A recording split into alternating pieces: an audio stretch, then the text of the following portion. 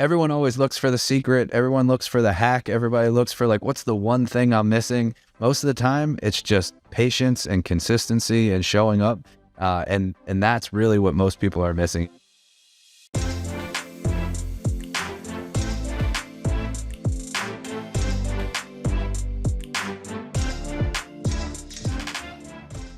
Our guest today is joining us for an eye-opening conversation on improving your health, your relationship with yourself, and how to accomplish your fitness goals, focusing on the most important factor, mindset.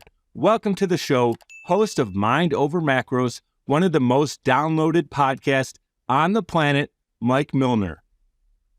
Thanks so much for having me. I'm excited to be here. My man. Hey, if you guys want to check out Mike, go to neurotypetraining.com.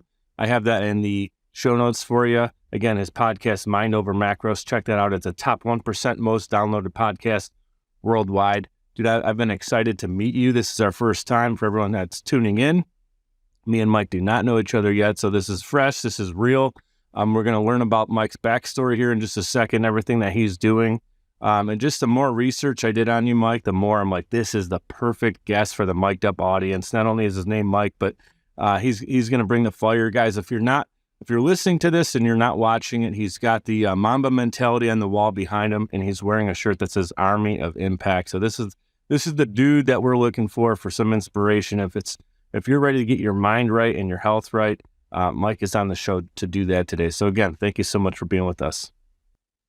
Yeah, I really appreciate it. Excited to have this conversation with you. And Mike, just so you know, like our audience, it's budding entrepreneurs, right? That could be of all different ages and different industries as well. And people that are looking to unlock the next level in life. That could be personally, professionally, more family time. I know you and I both have families. We can appreciate that, whatever it may be.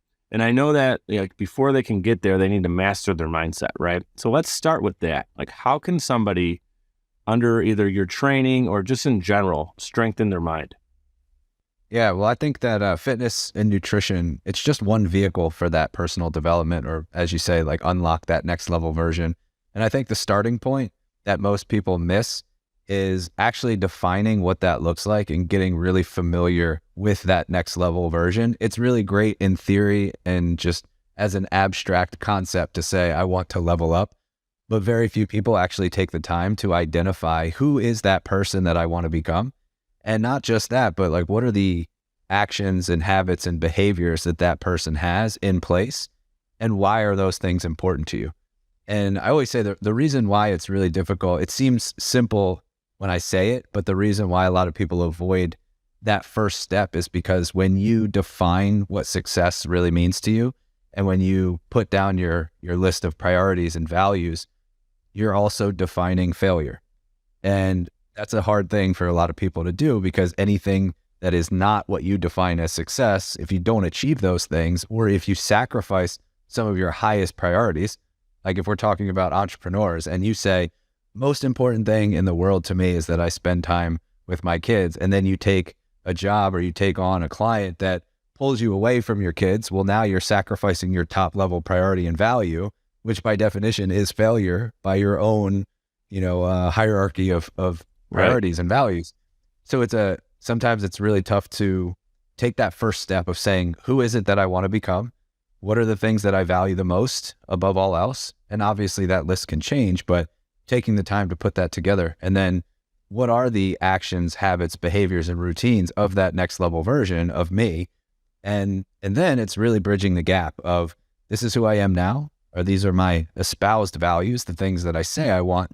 And now we need to bridge the gap between values in action and becoming that next level person.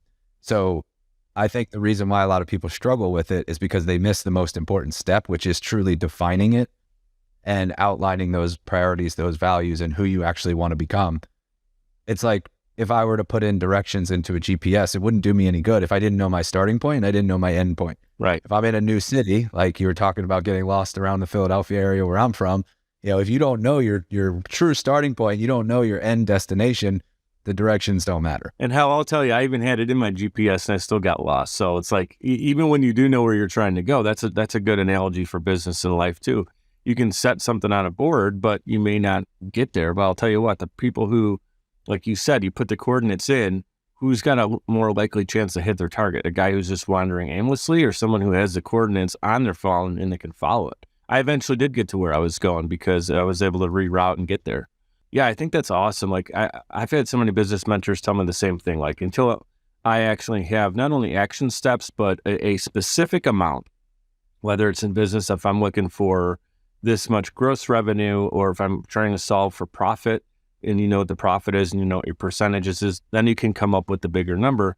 But you can't just be like, yeah, I want to like 2x my income this month. Like, what are you even solving for? It just sounds good. It might be a little fluffy and sound good when you talk to someone, but you need to know what you're solving for, right? And then you take the proper actions. I love that. Something I wanted to pick your brain on. It's, as I mentioned, it's on the wall behind you, the Mamba mentality. Do you think that's something that some people have wired a little bit differently, like Kobe or Michael Jordan, Tom Brady, or is it something that you think like someone who maybe struggles with discipline today can really learn all of that and become great like that? Yeah, so psychology research would tell us that it's both. There's the nature and nurture component, where some people, yes, you are predisposed, Jordan, Kobe, Tom Brady, predisposed to having that in them, but it also has to be built and nurtured and fostered. So any skill set, any characteristic like that can be built. So I study a lot of personality psychology, and what it tells us is we kind of have this starting point. And let's say that I'm naturally introverted.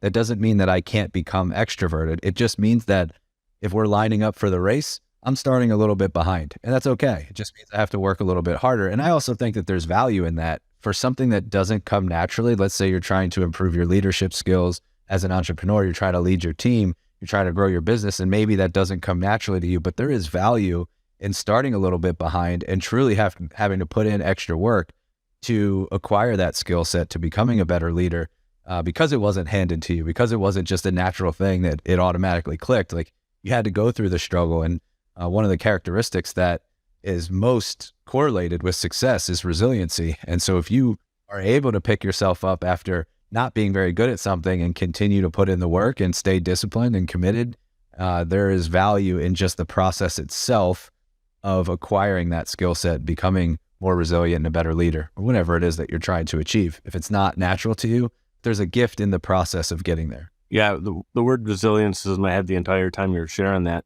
And there's kind of that friction. That's where the life lessons are, right? Like typically something that comes easy to us in school or growing up or on the playground, we don't really think that much about it, but it could be a tough lesson learned or something that we took a long time to achieve.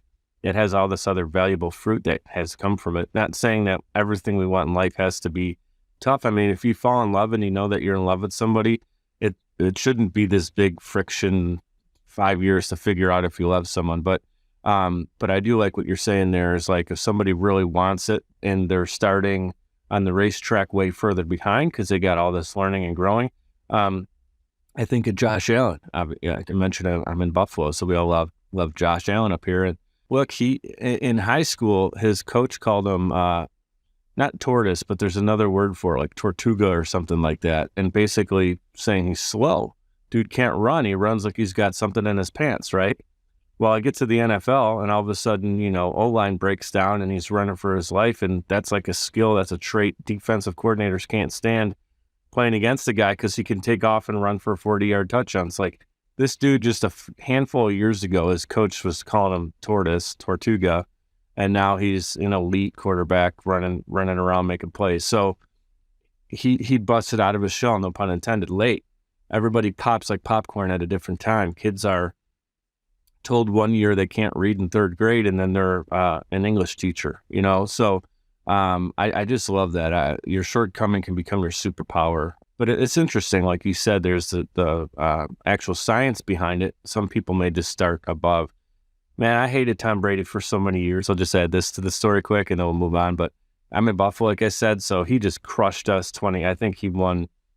We beat him, I think, 3 times in 20 years, okay, just to give you an idea of the beat down that he put on us. So it was always hard to root for him. But I had so much respect when he went to Tampa and, didn't skip a beat, won the Super Bowl. I have to say, my maturity level is a lot different today than it was when I was 15 watching him beat my team. And I was happy for him because it was like, it showed that it wasn't just he was a system guy. Like it showed that everybody did. He brought everybody else up to that mentality he had. And the other thing I love about Tom's story is when he got drafted, he went to the owner, Robert Kraft, and looked at him and said, I'm the best decision you ever made. And like, he was literally a 6th-round pick and nobody and no name. They didn't even know if he was going to make it through the summer. And he freaking goes up to the owner and says, I'm the best decision you ever made. Robert Kraft today will tell you that that's true. So I love that, man. That amps me up, man. I love the underdog story. Yeah, same. We definitely hold on to that in Philadelphia, being underdogs, and it was a tough year for the Eagles. I'm still in the grieving process. I was actually at the Super Bowl, and been a diehard fan. So actually, I went to 2 Super Bowls in my life. I went to the Super Bowl in 2005 when the Eagles played the Patriots and lost, and I went to this one and they lost again, and I didn't get to the one that they won. So I'm thinking maybe I should just sit out next time. Yeah, we'll watch it at home next time, brother. Exactly. I'll tell you what, I was rooting for the Eagles in all 3 of those games, really, because I don't dislike Mahomes or the Chiefs, but it's kind of getting old. Like in Buffalo, they're kind of like, they've ended our season so many postseasons now in a row where it's kind of like I was rooting for the Eagles because of that. But again, when they're playing the Patriots, man, any team that plays the Patriots in this part of town, you're rooting for the opponent. And that Super Bowl with Nick Foles, where he was MVP and he's a backup quarterback and kind of a journeyman. And they did the Philly special. I remember levitating. I was watching it with my family on like this huge 110-inch screen. I probably almost went through the screen. I was so happy for the Eagles in that they literally, Tom Brady put up 500 yards and they still found a way to beat him. It was Coach Peterson deserves a lot of credit for that. He has balls, and like you can see what he's doing in Jacksonville now. They're going to be a tough team. A lot of respect for what the Eagles did this season, and we were definitely rooting for them in our household. Yeah, I'll never forget that Super Bowl. I was in South Philly watching with a bunch of friends, and just ran outside and ran down Broad Street and was able to party it up with everybody. And that was like, all the talk was the Eagles had, we won NFL championships, but we had never won the Super Bowl. And that was like the monkey off our back. It was a very memorable experience for sure. Yeah. You always have that one. I think you guys have 2 now, right? We only have 1 Super Bowl. 1 Super Bowl championship. Okay. 1 and 3 in Super Bowls. And we have 3 other NFL championships. Yes. Previous to the NFL, you mean? Like the AFL? Before it was the Super Bowl. So I can't remember what year it went from the NFL championship to officially labeled as the Super Bowl. But we won. The Bills have 2 of them. The Bills have 2 AFL championships in 1964 and 65, and then they went to the NFL, literally like the year before the first Super Bowl. Who knows if they would have been competitive enough to beat the best NFL teams? Probably not, because they were kind of almost like the XFL of today. Like it's just kind of players that are maybe not going to make it in the NFL. But that's cool to know, some history. The Bills, man, we just want 1. Just 1 before we die, is our saying around here. And we're getting closer and closer. I thought it was going to be Bills Eagles this year. That would have been tough for the 2 of us to play nice together. Man, I love that. I just want to pick your brain on this. So, look, you have thousands of people you work with, thousands of success stories, 10 years of experience doing this, right? So I'm wondering what factors go into figuring out the right plan for an individual. It's got to always be tailored to someone, right? What do you do like to figure out what's the right thing for someone, their body type and everything else? It's 100% person dependent. The answer that I always give to everyone, which they hate, is, somebody will say, well, like, should I try this diet? Should I eat this? Should I train this way? Should I take these supplements? And my answer is always, it depends, because we have to understand the context of the individual. And, what I realized going through my own journey, I grew up an athlete, and then I gained a very significant amount of weight in a short period of time. And when I started trying to get the weight off, I was doing all of the fad diets, trying to starve myself, doing hours of cardio, just making myself miserable. And that was what landed me in a really dark place of disordered eating and body image issues. And I had to guess, was it the college years that put some weight on? Maybe a couple brewskis, nachos at 2 a.m. on a Thursday night, that kind of stuff. That was exactly it. And I stopped. I wasn't playing. I was still playing sports in college. I wasn't playing. I went to Maryland. I wasn't good enough to play D1, but I was still playing in all the rec leagues. And then once I graduated, that was when I still was eating and drinking like a typical college kid, but I was no longer playing sports, and it just came on very quickly. And so my solution was to try to rip the Band-Aid off as fast as I could. And it just put me in a really kind of dark and depressed state, and found myself with a lot of issues with my body and exercise and food, and figuring out how to crawl out of that. What I recognized was that most programs operate where they just are either a template that everybody follows, like any kind of a name diet, right? If I say like keto, or if I say carnivore or vegan, like you kind of understand what that approach is because it's the same approach for everybody, right? Like if you're following a name diet, you're basically playing by the same rule book as everybody else, which doesn't make a lot of sense considering we're all so different and our personal preferences are different, our metabolisms, our hormonal profile, our lifestyle, and things we value. So what I realized, I started working as a nutrition coach, and I was working for another company, and they were just putting together these meal plans for people, and nobody was successful. It was like everybody wanted weight loss, but everybody was struggling and gaining weight. And it was like, it just didn't make sense. And that was really what led me down the path of like behavioral psychology, because every client that I spoke to, it was not about the food. It was not about the exercise. It was all about their mindset, the things they were telling themselves, and their beliefs and their identity. And once I started to dive into those conversations, it was like the light bulb went off. It was like, we're trying to create a physical change on something that is very psychological and mental and emotional. And, losing weight being like, hey, you know what? I'm overweight. I don't like the way that I look. I want to feel better. I want to look better. That's a vulnerable place to be. And unfortunately, there's a lot of programs out there that prey on that emotional vulnerability and basically say, hey, you're not enough. This is what you need to do to starve yourself and shrink your size. And it's just never going to be sustainable. So the process is, let's understand first who you are as a person. We actually start every client with a personality assessment because we want to know their strengths, weaknesses, their tendencies, just kind of, their nature. What are they like? What's going to motivate them? What's going to drive them? And then we actually do kind of a metabolic assessment to understand, is your body able to change right now? Because you might have a lot of metabolic damage depending on what you've done in the past. For somebody that's been a chronic dieter for years and years and years, trying to have them diet again is just going to, it's going to be a recipe for disaster. So we want to get a sense of, where are you at personality-wise, mentally? Where are you at physically with your metabolism? Is your body able to change right now? And then once we have those pieces in place, what I do is I look at what's the low-hanging fruit. I can assess we talked about a little bit in the beginning about identifying that future version of yourself that you want to become. So we get really clear on what are those actions and habits and behaviors that you want to put in place because you know that will serve you as you start to level up. And what are the habits that are not serving you currently that you want to get rid of? So we just take inventory of what are you doing now that's not serving you that you want to get rid of? What do you want to insert into your lifestyle that you believe will serve you?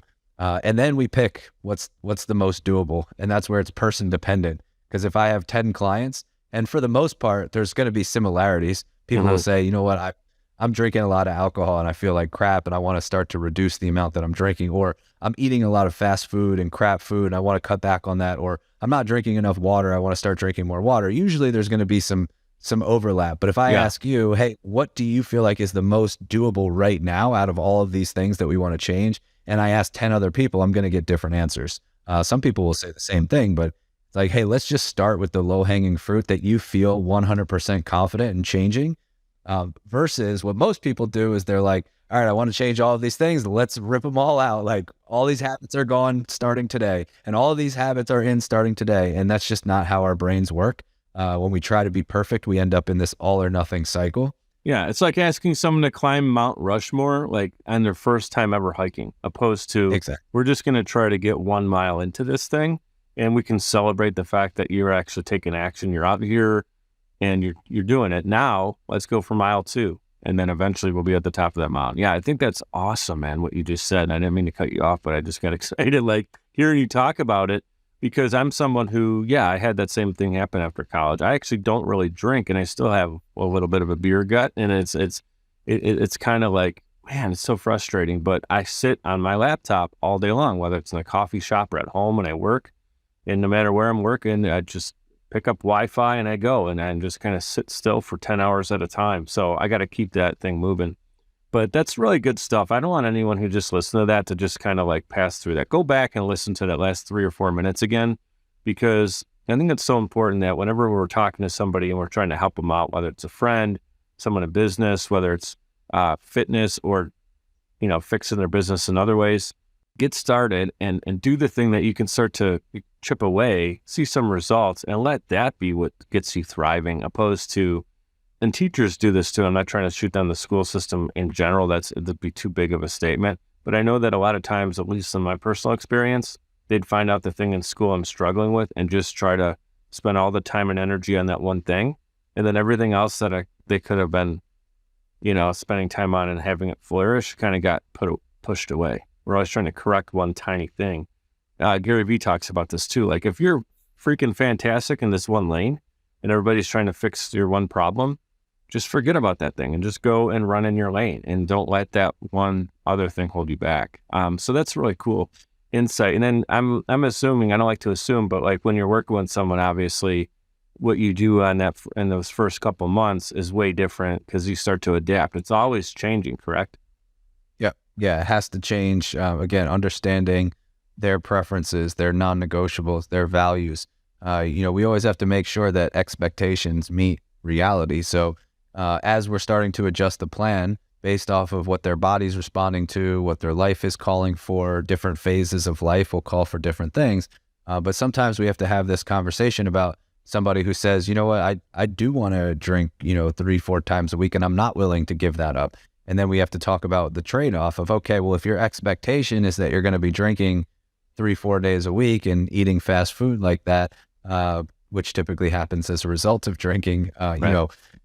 You also want 6-pack abs. Maybe we need to readjust the expectation and set something, more sustainable, more doable based off of what you want in place. And there's no right or wrong there. It's not to say you shouldn't drink or you shouldn't eat this way. It's just to say if you are choosing to do that, there is a trade-off. There are sacrifices that come with that. So it's like getting to the root of why do these goals even matter to you when you say you want to get leaner, you want to lose weight, you want to be more fit. Like why does that matter to you? Why is that important? Because that's going to be the thing that drives you when those instant gratification moments are presented. Like, hey, I know you're trying to be healthy and fit, but like, let's go, have some shots and order some food. Yeah. You're going to take a minute to say, do I really want this? Like when I lay my head on the pillow tonight, am I going to be proud of the decision I made? Or am I going to be thinking like, man, I probably shouldn't have done that. But that decision is a lot more difficult if we never assess why it's important to you in the first place. Yeah. Cause there's always something, I hate to say like a win or lose situation, but in a decision, if you decide to go out with your buddies at one extra time and have a couple shots or whatever and go out to celebrate, going out's not necessarily the problem. It's what you do while you're there, the drinking or whatever you're eating. But so that either wins the decision or the decision to not do that because you're being stronger for that next day, wake up and go to the gym at 5 a.m, how you feel. Your brain has to select which one is going to be optimal there. And like, so you are making a decision. It's not just, like being able to stay fit or have your mind be in the game. It's like, you're either going closer to your goal or you're going further away. And like every time you do throw a crutch into it, it's not just typically one day that it sets you back. It's a big decision. So that's when we talk about that discipline. Like if I hire someone on my team, the number one thing that they can have that's going to be valuable to us is if they have discipline. Like they could be talented, they could be creative, they could be just an amazing human being. If they lack discipline, it's going to be really hard to keep them. You don't always have to like push them up the mountain, rally them over and over. Kind of someone with that discipline. I think that's huge, man. And I could see that you've done it in your personal life. Obviously, you're thriving there. Your fitness, your personal fitness, you figured it out. Helping people out, like I said, 10 years, 10,000 plus clients that you've helped over the years. And the other thing you've done is you've built this great personal brand around what you're doing. Obviously, your website looks great and you got a great business going. And also your podcast, no joke, like over 1 million downloads. That's not easy to do. So congratulations and shout out to your personal brand growing. I see you on Instagram all the time. You're crushing it. So talk about someone who's listening in and they want to do that. What are the disciplines? And so we just talked about it for fitness and kind of getting their mindset around how you can go from being, not in the shape when you're looking in the mirror, you're not happy with what you see. What if someone's not happy with what they see in the mirror when they look at the personal brand? What are some things they could do? Yeah, there's going to be a lot of overlap. And I think most of the battle is just continuing to show up and being consistent. One of the things that I have a lot of people that I work with, other nutrition coaches who are trying to build their businesses, and they, I do some consulting and help them out. And one of the things that I've been able to do when I first started my business almost 5 years ago, I started a daily email, and it was, I wish I could say I was really smart. It Sure. was not a tactical decision. It wasn't like, hey, this is going to be a really smart business decision. It was just something that I decided to do. And I was like, every day I'm going to send this email Monday through Friday, and I haven't missed a day since.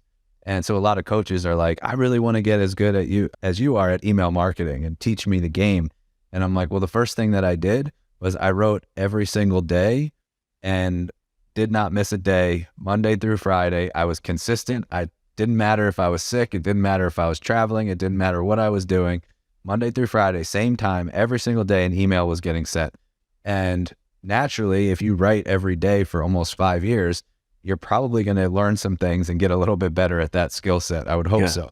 And so it's the same thing. If you're trying to build a personal brand, showing up and being consistent, you talk about discipline. To me, that's half the battle, is just being able to show up, put yourself out there, and you learn what resonates with your audience. You learn what messages are hitting home. I can look at it. It's funny because I'm sure you feel the same way. There's some times where I think a podcast episode or an Instagram reel or a post that I make is going to absolutely crush, and then it's just crickets. And I'm like, wow, I didn't expect that. And then vice versa. Sometimes I'm like, yeah, I didn't really think this one through, but I'm going to throw it out there, and then it blows up. And I'm like, so I've you had just that start happen. to pay Yeah. attention. Yeah.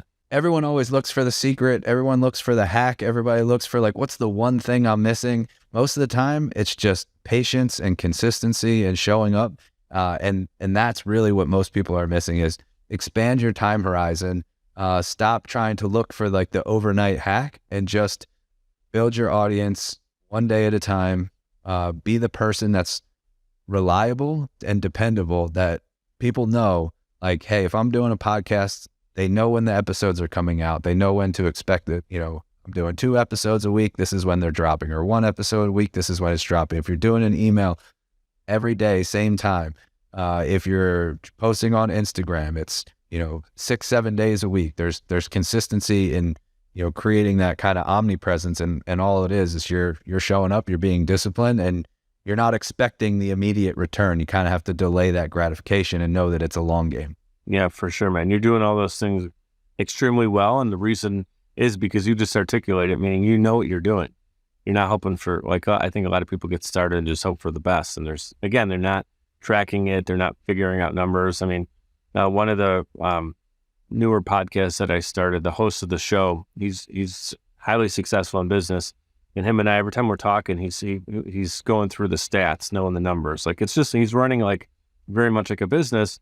Not saying he's only doing it for the business side or the benefits. That's not true. He's got a lot of personal value in doing the show as well. But he's mindful of like, what topics did I talk about and what results did I get? Not just like hope for the best. So really, really well said. Something I want to go back to just a second before we take a break is you're talking about like when evaluating people's body types and what's going on kind of chemically inside the body before you can help them out. That's something I want to go back to, because I know I've been working with a dietitian to try to figure out some of the things that don't settle well with me. Like, I can have dairy or gluten, and we found out all these things doing a different elimination plant diets, I guess you can call it, but that's just to figure out what the problem is. And then you can put the right meal plan in place. We don't like to use the word diet because that means it's like a short period of time. It's a lifestyle change. But she had to really figure out what was chemically going on and stuff. And then also, I know, like, if you're not sleeping, a lot of entrepreneurs are like nodding their head right now, like, yeah, give me some sleep. Because we don't really do that. We kind of take it as a bonus, but our bodies don't really rejuvenate or digest or do all this stuff. So then if I went to see you in the morning and you're beating my ass at the gym saying like, yeah, let's go, let's do some burpees, my body's not even ready to handle that, right? So you said you do a full assessment. Is that something that you consider as kind of like people's personal habits too? Do you get that deep with it? Yeah. So what I like to do is before we do any sort of like real in-depth testing, and we can do like we've gone through, blood work with people, Dutch test, which is basically like a hormonal panel, which helps you to see like some of the pathways where like the hormones are actually clearing out. And if somebody's dominant in one, like overproducing cortisol as an example, we can do GI tests to understand what's going on with your gut health.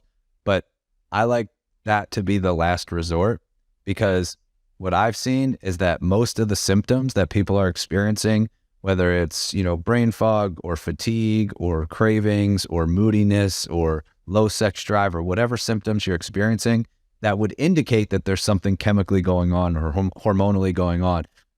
99% of those symptoms can be alleviated with improving nutrition, movement, lifestyle, habits. Yeah. We can take the natural approach without having to poke and prod with blood work and hormone testing and gut health testing.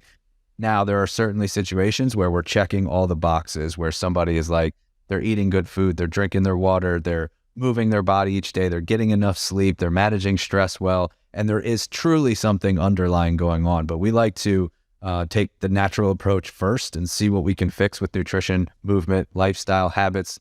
And then if we really think that there's something else that's causing those issues, then we can do some testing to pinpoint.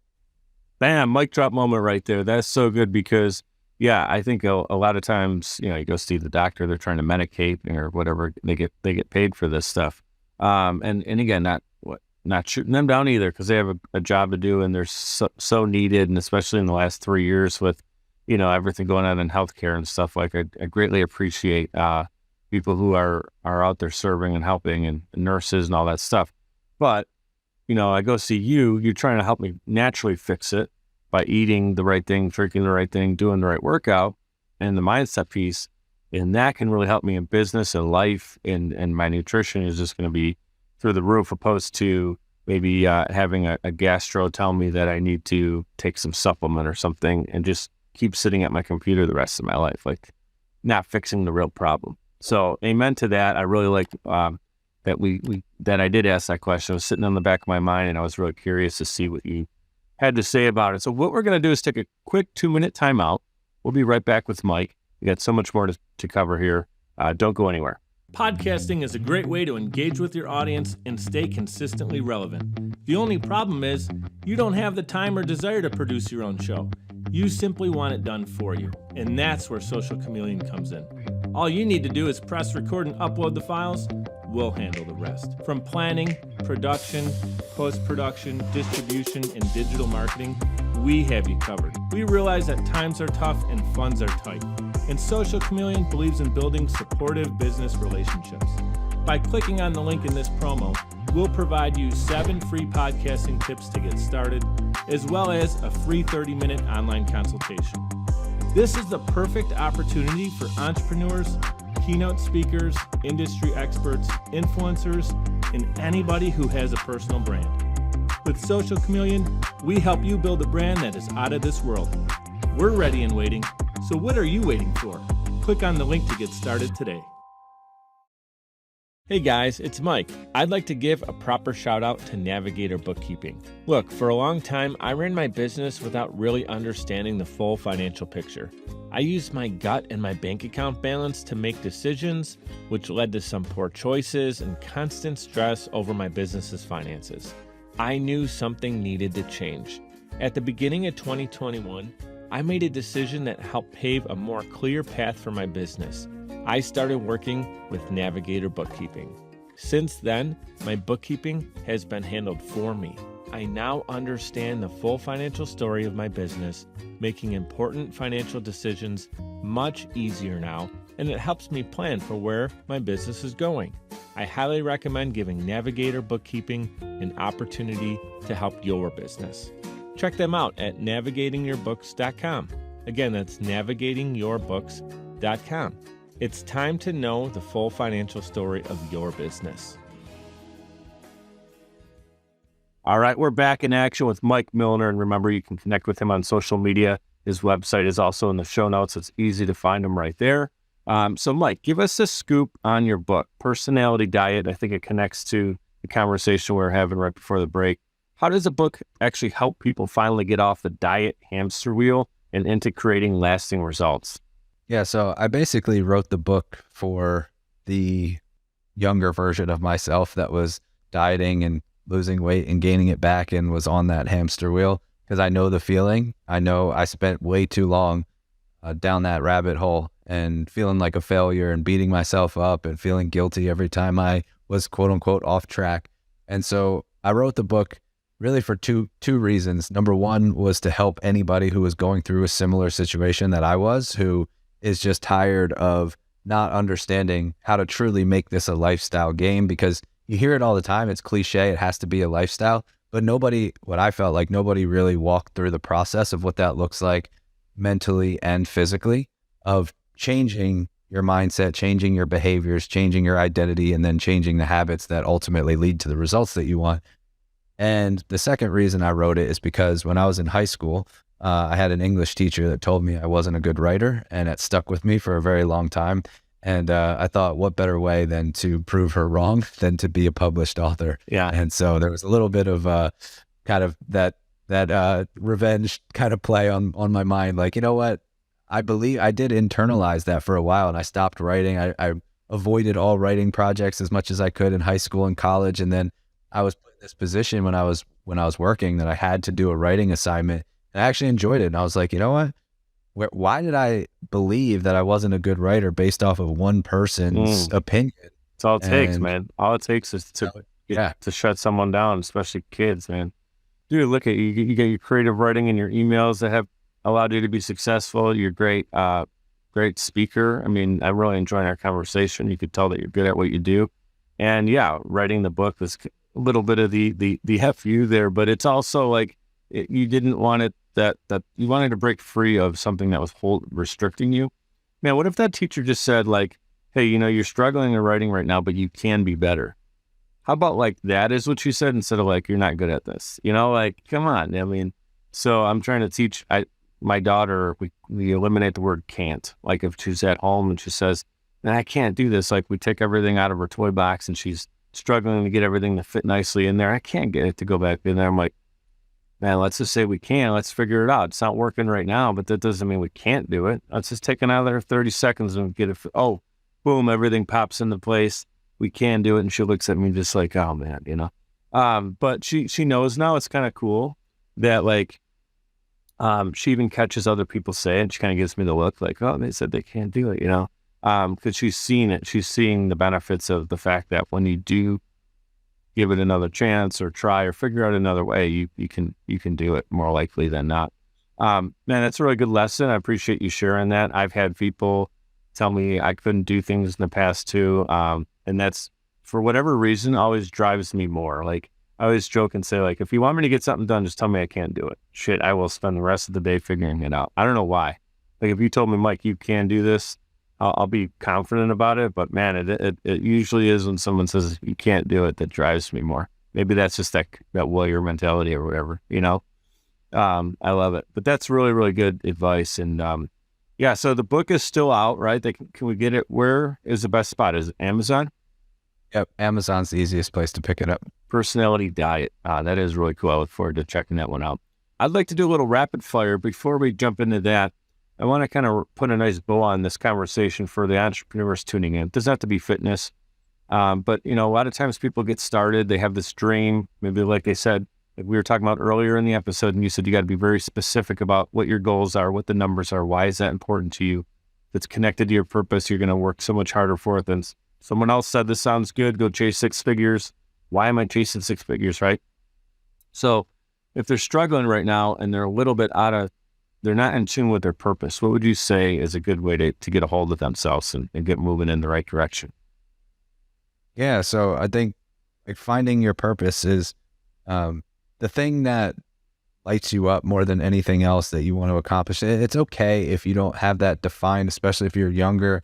I can say for me, it took me well into my 30s to like really feel like I had my purpose defined. I didn't know what I wanted to do when I went to college. I kind of was just coasting by. I certainly didn't think that I would be doing what I'm doing today.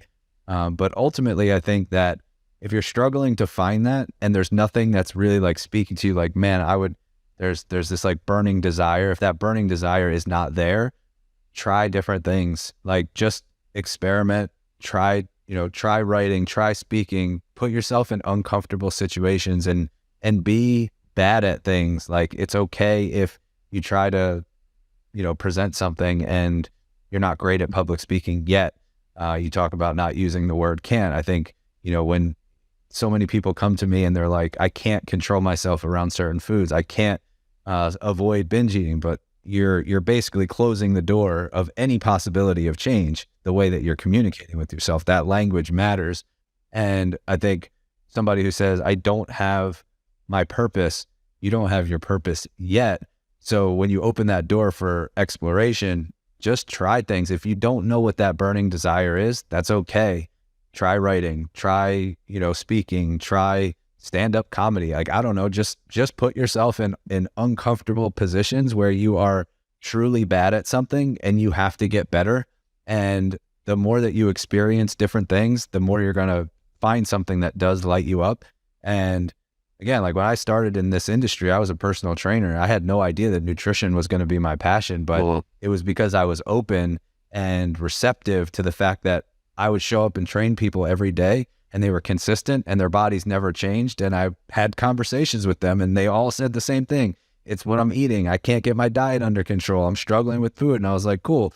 That was similar to me. Like I could show up at the gym. I could do my cardio, and I always struggled with the nutrition side. So it was just finding a path, trying something, and then recognizing, you know what, this is more something I'm interested in. Then I just poured myself into it. And ultimately, I think that your purpose really, when you find something that you want to be doing, and then you continue to practice and get better at it, and you develop skills, and you start to just become more of an authority in that area, I think your purpose and your passion also increases with that. I don't think for some people, it may be just this inherent thing that like my sister always knew she wanted to be a therapist. That was always within her. It was just the path of, I think for a lot of us, we aren't really sure, and we kind of pick a direction and we experiment, we explore. And then as we start to get better and better at something, we're like, you know what? This is actually really fun. I do enjoy helping people this way. And you start to develop the passion and the purpose. It's okay if that burning desire is not there right now, but you can work at it and build it. It's not something that's just on or off. That's fantastic. Another mic drop moment right there, brother. Yeah, guys, go back and check that out one more time. All those little nuances that Mike just shared with you are so good. Like, if you're younger, and when I say younger, I'm going to say, if you are under 30 years old right now, man, you got a lot of times people think they don't have that much time. We don't know what our end date is. I don't care if you're 99 or if you're 9 years old, we don't know. But the thing is, like, if you're under 30 years old, man, just keep playing in that sandbox, like Mike just talked about. And like, you might not know what your passion is or the thing that's going to be your end game, like purpose, but like try all these different things. You said stand up. Just go and play and have fun, and something's going to speak to you, right? Something will come out of it. And the other big takeaway, the second big takeaway, Mike, is like, I did the same thing. I started in business. We were a media and marketing company in the first couple of years. I fell in love with podcasting. We became a podcast company now where we do all podcast services, and we don't do the other stuff we used to do. I would have never got there if I didn't start. You with your gym, man, if you didn't start coaching people up and then finding out that nutrition was a big part of it, you'd never get to where you're at. You would have just been kind of stuck in the classroom.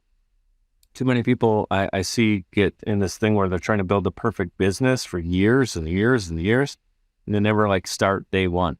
And the thing is, if they started day one, man, by the third year, they'd be in a whole different position, and they would have never known how to get there. So I think that's super good insight. I appreciate you sharing that. I'd like to do a little rapid fire. I think it's cool. Like, if somebody's tuning in, they've heard you on another podcast or two, maybe even your own show, and maybe these topics or things didn't come up. And so we can peel back a little bit more of who is Mike Millner. So these are designed to be quick, and let's move right through them. So what is your least favorite workout? Any cardio. Any cardio, yeah. It was that stair climber that you were doing, right? That's just bringing back bad memories. It is terrible memories. Hours a day on the stair climber. What is your favorite pastime? Yeah, my favorite pastime is just literally any sport that if I can get on a basketball court, tennis court. Any sport you can get out there and Sport. play. That's what you're doing. That's awesome. Yep. What about this? If you could be skiing or snorkeling, which one do you take it? I'm going to go with snorkeling because I have never skied before. Yeah. It's not that easy. I went for the first time last year. I almost killed myself, to be honest with you. I literally I think I was, would try snowboarding first. I don't know that. I don't like the fact that your feet are like locked in. I know this is supposed to be rapid fire and not go on tangents, but real quick, like snowboarding, your feet are literally stuck to the board. So if you make a wrong move, you're kind of inhibited, if that's the right word. But with skis, you still got like, full control of all your limbs. But I'll tell you what, even with that, my thing was I got really good at balancing and I was going too fast. And I was going on these hills. I kept going on a bigger and bigger and bigger. My confidence was building through the day. My friends took me out for the first time and they're like, you gotta like chill and go slow. I couldn't slow down. It was like the same thing on ice skates. I was going very fast down this hill. And then I started to like scoot off towards the side. And there was a guy who was stopped. I don't know why he was stopped on the side of the hill, but I'm telling you what, God put that dude there because if he wasn't there, I was going straight off and into the trees. I probably would have been badly injured and in the hospital. And because I ran into him, we both fell kind of on the side of the snowbank and he obviously was pissed and I apologized about 100 times, but he saved me from being in a neck brace if not dead. So I'm not trying to scare you, but yeah, I definitely would love to go snorkeling myself. It's a little less dangerous, I think. So you talk about sports. What is your favorite one to play? Right now, I'm playing a lot of tennis, and that was probably my best sport growing up. It's one thing that I look back on that I wish I had continued because I did get opportunities to play in college, which I turned down because I just wasn't as passionate about tennis. It was just a natural sport that came easy to me, and I was very good. And I didn't pursue it the way that I would have liked. And so now in my older years, as I'm approaching 40, I found the passion for tennis. I've been playing. I actually just signed up for a tournament that I'm playing in next month. That's awesome. I love tennis. I played in high school.